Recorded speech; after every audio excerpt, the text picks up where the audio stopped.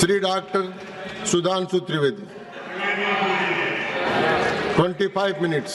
माननीय सभापति महोदय, मैं आज का प्रारंभ जो नेता प्रतिपक्ष जी ने शुरुआत की थी वहां से करना चाहूंगा। आज 16 दिसंबर है और आज के दिन भारत की ऐतिहासिक विजय का वो दिन है जिसके लिए मैं स्मरण करना चाहूंगा उन सभी पात्रों को जिन्होंने ऐतिहासिक विजय में बड़ी भूमिका निभाई, चाहे ढाका में पैराट्रूपर्स को लीड करने वाले जनरल जे जैकब या chief of the eastern command general Jagjit Singh Arora या भारत के चीफ उस समय सैम मानेकशॉ और श्रीमती इंदिरा गांधी। और यह समय याद भी दिलाता है कि जब कोई ऐसा वक्त आता है तो उस समय हमारे नेता और उस समय नेता प्रतिपक्ष अटल जी ने इंदिरा जी की तारीफ करके कहा था कि हम सरकार के साथ खड़े हुए हैं। तो विपक्ष को याद रखना चाहिए कि किस ढंग से समर्थन किया जाता है। परंतु मुझे एक याद आता है कि आज इंदिरा जी की आत्मा जहां कहीं भी होगी तो वो बड़ी अचंभित और स्तब्ध हो जाती होगी कि ये वही पार्टी है और ये वही परिवार है जिसके नेता के बारे में पाकिस्तान का पूर्व मंत्री फवाद चौधरी समर्थन करता है। और ये वो है जो कहता था मैंने पुलवामा में घुस के मारा है, जिनके बारे में ख्वाजा आसिफ उनके रक्षा मंत्री समर्थन करते हैं, जिनके बारे में पूर्व प्रधानमंत्री उनके Imran Khan floor of the house पे बोलते हैं, और सर जिनका नाम यूएन में उनके डोजियर में लिखा जाता है। तो मुझे लगता मैं इंदिरा जी को इन्हीं शब्दों में श्रद्धांजलि दे सकता हूं कि बूढ़ा वंश इंदिरा जी का उपजा ऐसा लाल, इज्जत सारी डुबो गई है ऐसा किया कमाल। अब मैं आगे कहना चाहता हूं सर, मगर एक इस सदन में जब हम 75 वर्ष के ऊपर एकत्र हैं तो शायद 75 वर्ष के इतिहास का वो सबसे ऐतिहासिक मौका था। तो मैं ये कहना सर आपके लिए आगे सुनिए सर, आप अरे लीजिए आप सुनिए, मैं एक बताना चाहता हूं सर, एक महत्वपूर्ण बात ये थी कि एक तरफ 7th फ्लीट भेजा गया था और चंद दिनों के अंदर अमेरिका ने मान्यता भी दे दी थी। हमने 93,000 प्रिजनर ऑफ वॉर छोड़े मगर पीओके में कुछ नहीं कर पाए। चलिए वो एक अलग बात है। हमारे 54 प्रिजनर ऑफ वॉर पाकिस्तान में थे, वो नहीं मिल पाए। ये मुझे आज तक आश्चर्य है कि 93,000 दे के 54 नहीं ले पाए। सुलह की कौन सी शक्ल सुमरती रही। तो मैं इनकी पॉलिसी के लिए कहना चाहूंगा, अरे आपके नेताओं के लिए बोल रहा हूं, एक पंक्ति में कह रहा हूं, सुनिए, अरे बात तो सुनिए, काहे परेशान हो रहे हैं। मैं कह रहा हूं चीन छीन देश का गुलाब ले गया। पंडित नेहरू के लिए वो गुलाब का फूल लगाते थे। चीन छीन देश का गुलाब ले गया, ताशकंद में वतन का लाल सो गया, और ये सुलह की शक्ल को संवारते रहे और जीतने के बाद बाजी हारते रहे। अब मैं आज के विषय पे आता हूं संविधान के संदर्भ में। अभी अभिषेक मनु सिंघवी जी जो बहुत कृपया आप बैठ जाए। अरे भैया सब दिखाई पड़ रहा है। देखिए मैंने तो इनके नेताओं की तारीफ की फिर भी नहीं हजम हो पा रही है इनसे, इसीलिए मैं कह रहा हूं। अब सुनिए, आज के हम संविधान के विषय पे आते हैं तो संविधान का सबसे पहला वाक्य है, कृपया we the people of India, हम भारत के लोग। सभापति महोदय, अगर हम लोग और भारत इन 3 शब्दों का अर्थ समझ लें तो संविधान निर्माताओं का मूल भाव समझा जा सकता है। मगर अफसोस सर्वाधिक भ्रम इसी विषय को लेकर किया जाता है। अभी अभिषेक मनु सिंघवी जी ने बोला और कई वक्ताओं ने बोला कि ये बात का आशंका थी कि हम सरवाइव करेंगे कि नहीं डेमोक्रेसी में, मगर हम सरवाइव करने वाली बात नहीं। मैं आज के समय में अपने विपक्षी दलों से कहता हूं, पूरे ईस्टर्न हेमिस्फीयर में उठा के देखिए, बड़े देशों में sustainable absolute and vibrant democracy सिर्फ भारत है, और जापान और ऑस्ट्रेलिया तो कॉन्स्टिट्यूशनल मोनार्की हैं। तो पूरे पूर्वी गोलार्ध में यदि देखा जाए तो absolute democracy, vibrant democracy, consistent democracy सिर्फ भारत है। और यह भी समझना चाहिए आज डेमोक्रेसी के अंडर में सर 34% पॉपुलेशन है विश्व की, जिसमें 17% अकेले हम हैं। We are the defenders of democracy in the entire world. कोई और नहीं है जिसे दूसरे नेता जाकर समझते होंगे। परंतु मैं यह भी बताना चाहता हूं, हम डेमोक्रेसी में सरवाइव किए हैं तो यह कोई अनायास नहीं। कॉन्स्टिट्यूएंट असेंबली की डिबेट में डॉक्टर राधाकृष्णन ने कहा था, मैं कोट करता हूं, कि गणतांत्रिक व्यवस्था इस देश के लिए कोई नया प्रयोग नहीं है, यह इतिहास के आरंभ काल से भारत की व्यवस्था में थी। मैं बाबा साहब अंबेडकर को कोट करना चाहूंगा। उन्होंने कहा, लोकतंत्र की अवधारणा भारत के लिए कोई बाहर की अवधारणा नहीं है, it's not an align object. ये कोई अपरिचित चीज नहीं है, प्राचीन काल से भारत की व्यवस्थाओं में निहित थी। और उन्होंने बौद्ध संघों का उल्लेख किया। और मैं अपने सम्मानी मित्रों से कहना चाहता हूं, लोकतंत्र की व्यवस्था भारत में कहां से थी? 12वीं शताब्दी के कर्नाटक में भगवान वासवन्ना के अनुभव मंडपों को देखिए। चोल साम्राज्य में 8वीं और 9वीं शताब्दी में इलेक्टेड गांव के प्रतिनिधि होते थे, 6 कमेटियां होती थी जो इलेक्टेड ढंग से काम चलाती थी। उसके पीछे जाइए तो वैशाली का गणराज्य, जिसका उल्लेख हमारे जदयू के अध्यक्ष जी ने भी किया, और उसके पीछे जाइए तो वैदिक काल में सभा और समितियां बैठकर इसी लोकतांत्रिक व्यवस्था के तहत कार्य किया करती थी। तो बाबा साहब अंबेडकर जो ड्राफ्टिंग कमेटी के चेयरमैन थे, अगर उन्होंने इन सारी परंपराओं के चित्र उसमें रखे हैं, इसका अर्थ हुआ कि भारत की डेमोक्रेसी मूल रूप में वहां से आती है। वैसे मैं एक और चीज कोट कर दूं, भारत रत्न पूर्व राष्ट्रपति डॉक्टर प्रणब मुखर्जी जी ने भी जून 2018 में आरएसएस हेडक्वार्टर पे अपने भाषण में कहा था कि भारत ही लोकतंत्र का मूल है और वैशाली का गणराज्य विश्व का पहला गणराज्य था। अब मैं बताना चाहता हूं कि हम भारत कैसा है, क्योंकि हमारे विरोधी लोगों को थोड़ा विदेश की बात ज्यादा समझ में आती है, तो देश क्या कहता है उससे ज्यादा समझिए विदेश क्या कहता है। और मैं सिर्फ 2 ही बड़े लोगों के नाम लूंगा। चाइना, मैं कहता हूं कोई भी जाके चेक करे, चाइना में एंशिएंट चाइनीज में भारत का नाम क्या है? तियानजाओ, TIANZHOU। जाओ शब्द वहां पर केंद्र के लिए प्रयोग होता है, जैसे हमारी भारत में पुर, जयपुर, नागपुर, कानपुर वगैरह वगैरह। अब तियानजाओ अगर आप जाके आज सर्च करेंगे तो विकिपीडिया में कुछ उन्होंने घपला कर रखा है, सीधे सीधे लिख के नहीं आता, पर चाइनीज भाषा की डिक्शनरी में जाइए, TIN, तियान का अर्थ है हेवन और जाओ का अर्थ है केंद्र। तो चाइना के एंशिएंट में माना जाता था भारत क्या है? It is the centre of heaven. Ancient Japanese में भारत का नाम है Tenjiku, that is the centre of heaven. और ये कहते देश ही नहीं था, और चीन भी कह रहा है और जापान भी कह रहे हैं कि ये देश तो वो है जो स्वर्ग का केंद्र था। अब मैं बताना चाहता हूं, मिडिल ईस्ट में, अरब में 8वीं और 10वीं शताब्दी में जितने भी बड़े बड़े अरब के राइटर्स हुए, चाहे इब्ने असीर हो, इब्ने कसीर हो, इब्ने तबरी हो, इब्ने खल्दूम हो, उन्होंने क्या लिखा है? अजीदुल रिहल उल इलामीन बिल इलादुल हिंद, यानी when I look towards the India the cool breeze of knowledge comes to us. तो इधर का भी, पूरब का भी बता दिया, पश्चिम का भी बता दिया, मगर हम क्या करें? ऑर्थर शोपेनहावर ने लिखा इंडिया के लिए कि यहां पर product of highest human wisdom की ऊपनिषदिक फिलॉसफी आई है। ये हमारा देश था, मगर अफसोस आज भी लोग ये कहते हैं कि जब माननीय प्रधानमंत्री जी ये कहते हैं कि Bharat is a mother of democracy, तो ये संविधान की मूल भावना के अनुरूप कहते हैं, मगर अभी भी कहीं कहीं लोगों को डिफेंडर्स ऑफ डेमोक्रेसी कहीं और से नजर आते हैं। इसलिए हमारे इस देश के लिए सभापति महोदय क्या कहा जाता था? गायन्ति देवः किल गीत कानी धन्यास्तुते भारत भूमि भागा स्वर्गापवर्गास्पद भाग हेतु भवंति भूयः पुरुषा स्वरत्वात्। अर्थात ये भारत भूमि धन्य है, देवता जिसकी स्तुति में गीत गाते हैं, क्योंकि स्वर्ग में रहने के बाद भी मनुष्य के रूप में जन्म लेने को यहां लालायित रहते हैं, क्योंकि हम मोक्ष भूमि है। और वैसे ऑन द लाइटर नोट मैं कहना चाहूंगा, जो लोग मानते नहीं है कि भारत डेमोक्रेसी कि वो कहते हैं इंग्लैंड के मैग्ना कार्टा 1215 से आया था, वो इंग्लैंड को मानते मदर ऑफ डेमोक्रेसी। तो सभापति महोदय मैं कहना चाहूंगा कि इंग्लैंड के पूर्व प्रधानमंत्री की मदर इन लॉ हमारी इसी सदन की सदस्य हैं, तो मदर ऑफ डेमोक्रेसी ना मानो तो mother in law of democracy ही मान लेना चाहिए। अब मैं ये कहना चाहता हूं महोदय कि ये देश कैसे एक था जो वी द पीपुल कहा गया है। मैं बताना चाहता हूं कि जब माननीय प्रधानमंत्री जी ने श्री राम जन्मभूमि का उद्घाटन करना था, तो उससे पहले वो दक्षिण के जिन मंदिरों में गए थे उसमें से एक तमिलनाडु का श्रीरंगम मंदिर है। उस श्रीरंगम मंदिर का महत्ता क्या है? यह माना जाता है कि अयोध्या के जो कुल देवता हैं भगवान विष्णु, वो श्रीरंगम के रूप में वहां विद्यमान हैं, क्योंकि जब उन्हें युद्ध करना था, विभीषण का राज्याभिषेक करना था, तो अपने कुल देवता को वहां स्थापित किया। समझिए, अयोध्या के वो नरेश हैं पर कुल देवता तमिलनाडु में है। देश इस प्रकार से जुड़ता है। भगवान कृष्ण ने अपना शरीर छोड़ा द्वारका में और हृदय उनका जगन्नाथपुरी में है। देश इस तरीके से जुड़ता है। इसके बावजूद लोगों को समझ में नहीं आता कि ये देश कभी जुड़ता था। तो मैं कहना चाहता हूं, आज भी कभी जब आप पूजा करते हैं तो हाथ में जब जल लेते हैं तो पंडित क्या बोलते हैं? गंगे च यमुने च गोदावरी सरस्वती नर्मदे सिंधु कावेरी जलेस्मिन सन्निधिम कुरु। देश की सारी नदियों का स्मरण हो जाता है।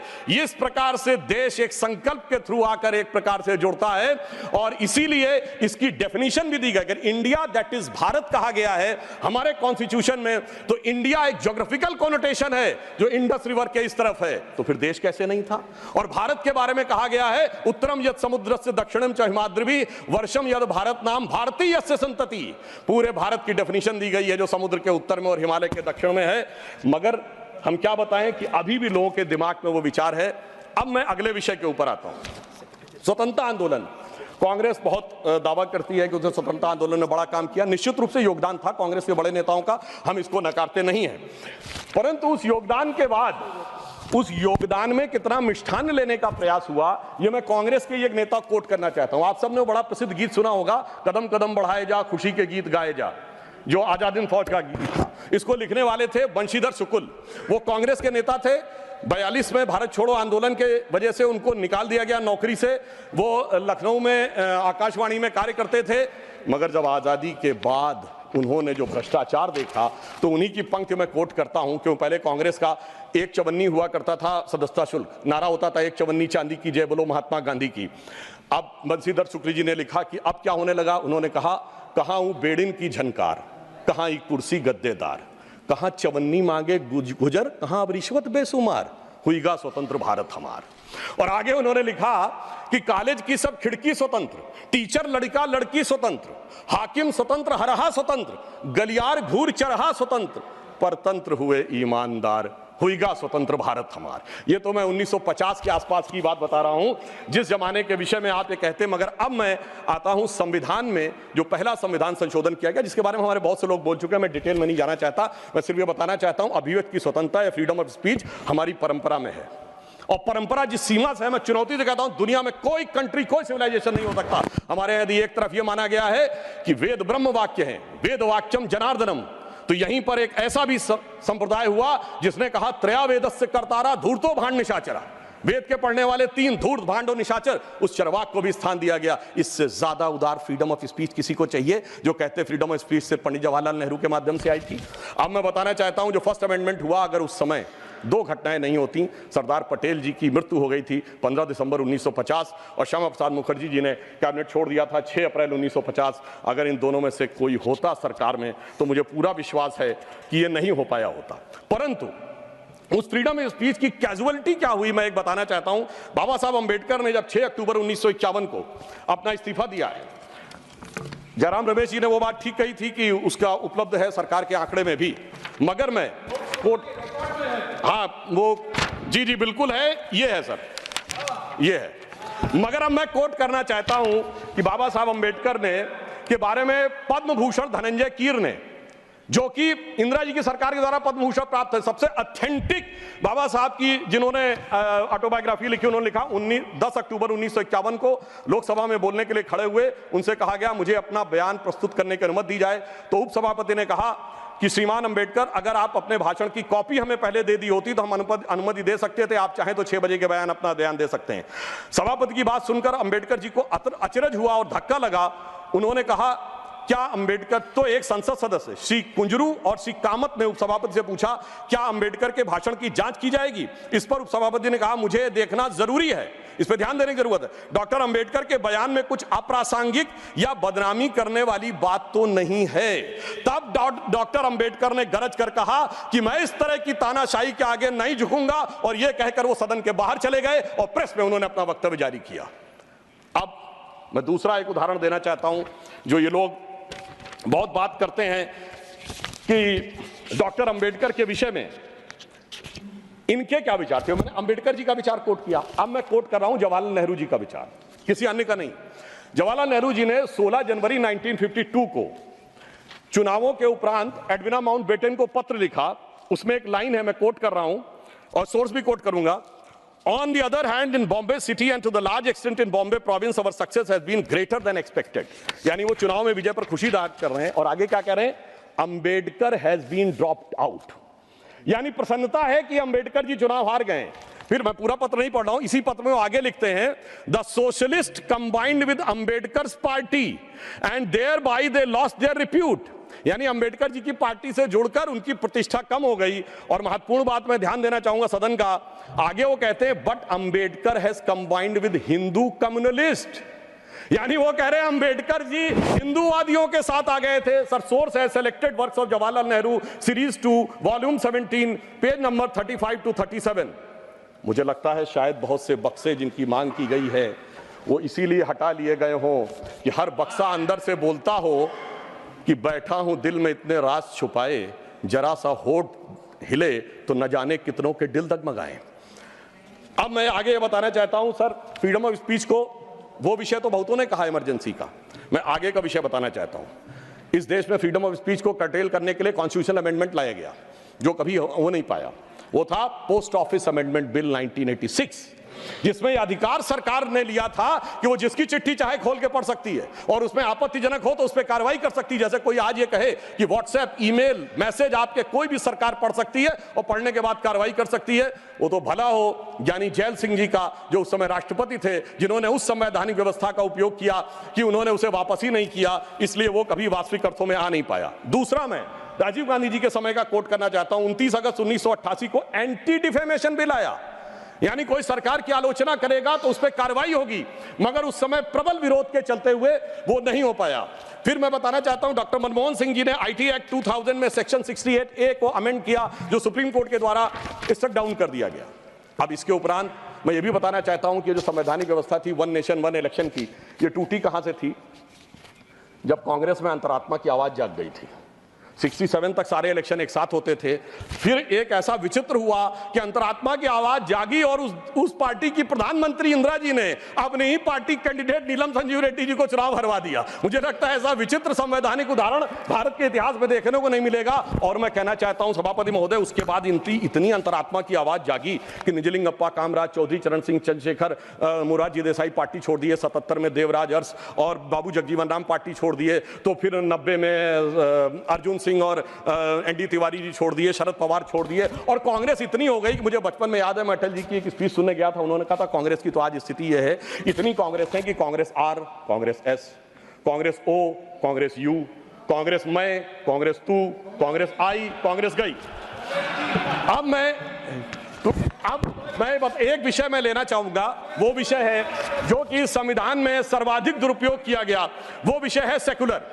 संविधान सभा में जब ये डिबेट हुई 15 नवंबर 1948 को, तो यह प्रस्ताव केटी शाह जी ने रखा कि सेकुलर शब्द इंक्लूड किया जाना चाहिए, मगर ये बात आई कि अगर सेकुलर वर्ड होगा तो माइनॉरिटी नहीं हो सकता, माइनॉरिटी होगा तो सेकुलर नहीं हो सकता, क्योंकि रिलीजियस माइनॉरिटी थियोक्रेटिक स्टेट में होती है, सेकुलर स्टेट में नहीं होती है। मगर इसके बावजूद उस विषय को आगे रखा गया और डॉक्टर अंबेडकर ने क्या कहा, मैं सिर्फ कोट करता हूं, उन्होंने कहा, mister vice president sir, I regret that I can not accept the amendment proposed by professor KT Shah and my objections are stated briefly. और वो उन्होंने आगे जाकर इस प्रकार से रिकमेंडेशन किया, यानी बहुत साफ बात थी कि उन्होंने इस शब्द को रिजेक्ट किया। मगर डेमोक्रेसी के सबसे काले दौर में, जब सारा विपक्ष जेल में था, मानवाधिकार समाप्त हो चुके थे, तब संविधान की उद्देशिका, जिसे डॉक्टर साहब अंबेडकर ने कहा था संविधान की आत्मा, उसमें चेंज किया गया। और फिर महोदय सिर्फ इतना ही नहीं रहा, जब से वो वर्ड आया उसके बाद क्या हुआ?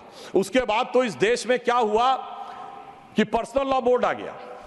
उसके बाद क्या हुआ कि एक ऐसा समय आया कि जब सुप्रीम कोर्ट और शरिया में यह लगा कि मतभेद है, तो इस देश की संसद ने सर्वोच्च न्यायालय के निर्णय को रौंद कर शाहबानो केस में शरिया को सुप्रीम कोर्ट से ऊपर कर दिया।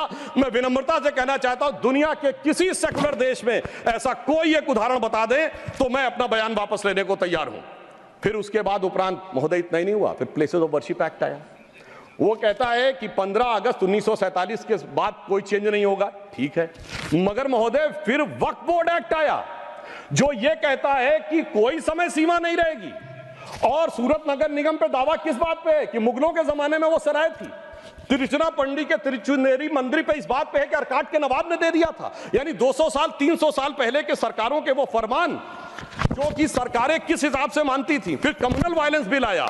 अब मैं सिर्फ संक्षेप में 10 बिंदु बोलना चाहता हूं।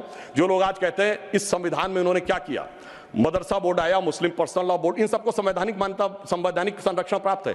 4 पत्नी रखना, ट्रिपल तलाक, हलाला, मेहरम बालिका से विवाह करना, तलाकशुदा महिला को कोई मुआवजा न देना, हज सब्सिडी, वक्फ बोर्ड। अब मैं कहना चाहता हूं, मैं विनम्रता से कहना चाहता हूं कि इन लोगों ने इस कॉन्स्टिट्यूशन को सेकुलरिज्म का शिकार करते हुए इसको पार्शियली शरिया कॉन्स्टिट्यूशन बनाने का प्रयास किया। अन्यथा कोई गैर मुस्लिम देश दिखा दे कि जिसमें कि इस प्रकार की बात हुई हो, कोई सेकुलर देश, 200 देश हैं, बड़े विद्वान लोग बैठे हुए हैं वहां पर। मैं बताना चाहता हूं, कोई उदाहरण बताइएगा जिस स्टेट में सुप्रीम कोर्ट से ऊपर शरिया हो। अब मैं बताना चाहता हूं, बड़े विद्वान लोग उधर बैठे हुए हैं, मुझे कोई जरूरत नहीं है 200 में सिर्फ 4 सेकुलर देश बताइएगा, मैं अपना बयान वापस ले लूंगा जहां शरिया सर्वोच्च न्यायालय से ऊपर हो। और मैं ये भी बताना चाहता हूं, इतना ही नहीं था सर, संविधान का अपमान आप लोगों ने किया। और मैं कहना चाहता हूं, जो लोग मनुस्मृति की बात करते हैं उन्होंने इसको मौलवी स्क्रिप्ट बनाने का प्रयास किया भारत के संविधान को। यह अपने आप में शर्मनाक बात है। शर्म उस समय आनी चाहिए थी जब इस तरह के परिवर्तन कर रहे थे। और मैं एक और बात कहना चाहता हूं, सभापति महोदय, टेक्निकल बात कह रहा हूं, मेरी बात गलत लगेगी तो मैं अपने बयान वापस ले लूंगा। सुनिए सर, वक्फ बोर्ड एक्ट में मुगलों के जमाने का फरमान को कॉन्स्टिट्यूशनल मान्यता प्राप्त है। यह वो संविधान था, वो सरकारें थी जिनमें जिम्मी का कॉन्सेप्ट था, जिसमें जजिया का कॉन्सेप्ट था, जहां के बादशाह गाजी की उपाधि लेते थे, सैकड़ों लोगों को मारकर। इवन अकबर ने भी गाजी की उपाधि दी है। यदि इस प्रकार की चीजों को तो मैं कहना चाहता हूं सर, मैं पूछना चाहता हूं, जिम्मी और जजिया के फरमानों को कॉन्स्टिट्यूशनल मान्यता देना क्या शरिया को संविधान में लागू करना नहीं है? इसीलिए मैं कहना चाहता हूं, सुधांशु त्रिवेदी जी के अलावा किसी का रिकॉर्ड में नहीं जाएगा। आज मामला, सभापति महोदय, आज मामला मनुस्मृति बनाम संविधान का नहीं है। संविधान के बाबा साहब की पहचान और संविधान के ऊपर शरिया के निशान की है। और इसीलिए मैं बिल्कुल ईमानदारी से कहना चाहता हूं कि इन लोगों को सुधांशु त्रिवेदी जी के अलावा किसी का रिकॉर्ड पर नहीं जाएगा। कृपया आप शांत रहें। मगर मैं यह भी बात स्पष्ट करना चाहता हूं, हम कोई मुस्लिम समाज के खिलाफ नहीं है। शांति से अगर मुझे एक देश दिखा दीजिएगा जहां शरिया सर्वोच्च न्यायालय से ऊपर हो तब बात करिएगा। मैंने उदाहरण कोट किया। अब मैं बताना चाहता हूं महोदय, हम मुस्लिम समाज के खिलाफ नहीं है। आज ही उस्ताद जाकिर हुसैन का देहांत हुआ है, उन्हें पद्म भूषण दिया, अटल जी की सरकार ने पद्म विभूषण दिया, मोदी जी की सरकार ने 2023 में। मैं पूछना चाहता हूं, ये बताइए, आपको अब्दुल रहीम खान खाना, रस खान, मलिक मोहम्मद जायसी, अशफाक उल्लाह खां, वीर अब्दुल हमीद, डॉक्टर APJ अबुल कलाम क्यों नजर नहीं आते? आज हमारे गवर्नर आरिफ मोहम्मद खान साहब हैं। मैं चैलेंज करके कहता हूं कि पॉलिटिकल क्लास में कोई उनसे बड़ा आलिम फाजिल मुस्लिम हो जो बात करके दिखा दे, मगर ये उसे नहीं मानते। हमने डॉक्टर कलाम को राष्ट्रपति बनाया। आलमे इस्लाम में बैतुल हिकमत के बाद से पिछले 700-800 सालों में उनसे बड़ा साइंसदान नहीं पैदा हुआ, पर उसको नहीं मानते। ये किसको मानते हैं? जाकिर नायक, इशरत जहां, याकूब मेनन, बुरहान वानी। इसकी वजह से सारी प्रॉब्लम है। यहां सोच कट्टरपंथी जहनियत की है। और मैं सभापति महोदय एक और फैक्ट कोट करना चाहता हूं, इन लोगों को बहुत वो लगता है, तो मैं फ्रीडम हाउस रिपोर्ट, वैसे फ्रीडम हाउस में बहुत से लोग इनके मित्र लोग भी हैं, उसका annual survey of political rights and civil liberties 1999-2000 वो कहता है कि दुनिया में धार्मिक मान्यता का लोकतंत्र से क्या रिश्ता है। तो वो पेज नंबर 10 और 11 पे लिखता है, there is a strong correlation between electoral democracy and Hinduism. वो कहता है कि जहां हिंदू धर्म है वहां पर ज्यादा डेमोक्रेसी, और उसमें Fiji, Guyana, Mauritius, Bharat, Nepal बहुतों को कोट किया है। और फिर उसने जो आगे कहा है वो इनको लगेगा, फिर उसने बुद्धिस्ट, व्हाट्सएप नहीं, मैंने कोट किया है रिपोर्ट के साथ, हवा में बात मत करिए। अब मैं आपको बताना चाहता हूं, और उन्होंने आगे एक और बात कही है। ब्रुकिंग्स ने अपनी रिपोर्ट में 2019 में मोदी जी के समय क्या लिखा है? India is a silver lining, even a gold lining of democracy, reported released in February 2019. सुनिए, व्हाट्सएप की बात करने वाले, February 2019 titled Democracy and Disorder and the Struggle for Influence on New Geopolitics, page number 31। अब मैं एक दो विषय का उत्तर देना चाहता हूं जो हमारे माननीय नेता प्रतिपक्ष जी ने कहा। उन्होंने कहा कि झंडे का विरोध करने की बात, हम तो ईमानदारी से कहना चाहते हैं कि हम कभी झंडे के विरोध में नहीं थे। झंडे में, अब सर पूरी बात सुनिए सर, मैं कोट कर रहा हूं, अब सर मैं कोट कर रहा हूं, अब सुनिए सर, मैं महात्मा गांधी को कोट कर रहा हूं, सुनिए सर, महात्मा गांधी कोट कर रहा हूं। महात्मा गांधी ने 6 अगस्त 1947 को कहा, अगर भारत के झंडे पर चरखा अंकित नहीं होगा तो इस झंडे का अभिवादन करने से मैं इनकार कर दूंगा। आप तो जानते ही हैं, भारत के राष्ट्रीय झंडे पर सबसे पहली परिकल्पना मैंने की थी। बिना चरखे के निशान के भारतीय झंडे की कल्पना नहीं है। वैसे पंडित नेहरू और अन्य लोगों ने मुझे बताया है कि नए ध्वज में बना चक्र चिन्ह चरखे का प्रतीक है। कुछ लोग इसे सुदर्शन चक्र बताते हैं, मगर मैं समझता हूं क्या है सर। स्रोत है संपूर्ण गांधी वाङ्मय, खंड 89, पृष्ठ 11। अब आप बताइए, आप कहेंगे कि महात्मा गांधी उनका विरोध कर रहे थे, इसलिए मैं कहना चाहता हूं महोदय, 2-3 मिनट में समाप्त कर दें। जी मैं समाप्त कर रहा हूं सर। एक बात और कहना चाहता हूं, अंगूठा कटवाने की बहुत बात कही गई। वैसे इतने अंगूठे कटे हैं पिछले 60-70 सालों में कि उन एकलव्यों से पूछ लिया जाए तो समझ में आ जाएगा। मगर जो लोग बहुत ज्ञान बघाड़ते हैं, मैं उनसे पूछना चाहता हूं, किसी ने महाभारत में पढ़ा है क्या कि मैकाले का ही थॉट पढ़े आ रहे हैं? मैं किसी के प्रति अपमान नहीं करना चाहता। 100 में 99 लोगों को यह नहीं पता कि वो किस चैप्टर में है। महाभारत के वन पर्व में है, जहां पर जब एकलव्य का वो पूरा विशेष नहीं जाता, जब द्रोणाचार्य उससे पूछते तुम अपना परिचय दो, तो कहता मैं मगध नरेश जरासंध के प्रधान सेनापति हिरण्यधनु का पुत्र Eklavya. He was the chief of the armed forces. माननीय सदस्यगण, आप ऐसे कहते जैसे माननीय सदस्यगण, जो बचे हुए माननीय सदस्य बोलने वाले हैं उनको कल अवसर मिल सकेगा। आप कृपया 1-2 मिनट में समाप्त करें। जी हम समाप्त करते हैं। तो इसलिए मैं कहना चाहता हूं, जब अगर आप हकीकत में देखेंगे तो समझ में आएगा। और मैं आज प्रधानमंत्री जी को धन्यवाद देना चाहूंगा। महोदय, ये जरासंध की सेना वो थी जो उस समय भारत की सबसे शक्तिशाली सेना थी, जिसके लिए कृष्ण जी भी एक बार छोड़े थे तो रणछोड़ नाम पड़ा था। अगर ट्राइबल उसका चीफ था, यह भी तो पूरी बात बताओ। और आज 5000 साल के बाद जब महामहिम राष्ट्रपति ट्राइबल समाज से हैं, तो पहली बार तीनों सेनाओं का सर्वोच्च अध्यक्ष एक बार पुनः ट्राइबल हुआ है। तो मुझे लगता है भारत की परंपरा को सही ढंग से समझने का एक अवसर मिला है। इसलिए मैं कहना चाहता हूं सभापति महोदय, बस 1-2 लाइन में समाप्त करता हूं। अगर महाभारत ही पढ़ना है तो महर्षि वेदव्यास की दृष्टि से पढ़ो, विदुर की दृष्टि से पढ़ो, शकुनी की दृष्टि से पढ़ोगे, भाइयों को लड़ाने वाले शकुनी की दृष्टि से, तो यही नजर आएगा। मगर क्या बताएं सभापति महोदय, ये भाइयों में लड़ाने वाले शकुनी, भाइयों में लड़ाने वाले मंथरा की मनोवृत्ति इतनी व्याप्त हो गई है देश में कि आज इस देश को, और मैं एक पॉइंट और कहना चाहता हूं सर, कमिटेड जुडिशरी की तो बहुत बात की गई, पर इस देश में एक ऐसा उदाहरण भी हुआ है जब एक जज कांग्रेस का नेता रहने के बाद जज हो गया। सर 1962 से 68 तक जस्टिस बहरुल इस्लाम राज्यसभा में कांग्रेस के सदस्य रहे। फिर 68 से 72 तक दोबारा सदस्य रहे। 72 में उन्होंने रिजाइन किया और जाकर बन गए गुवाहाटी हाईकोर्ट के जज। फिर वो वहां बने चीफ जस्टिस गुवाहाटी हाईकोर्ट में। उसके बाद महोदय उन्होंने रिजाइन किया और बरपेटा से कांग्रेस का टिकट मिला। अब वो टिकट इलेक्शन काउंटर मांड हो गया। 84 में फिर राज्यसभा के सदस्य बन गए। अरे भाई, इस्तीफे के बाद आप बहुत कहेंगे कि जो राज्यसभा में आए कांग्रेस के नेता सांसद रहने के बाद, और उन्हें सुप्रीम कोर्ट का जज 8 महीने के गैप के बाद बनाया गया। मुझे लगता है संविधान का इससे बड़ा अपमान नहीं हो सकता था जो हमें देखने को मिला।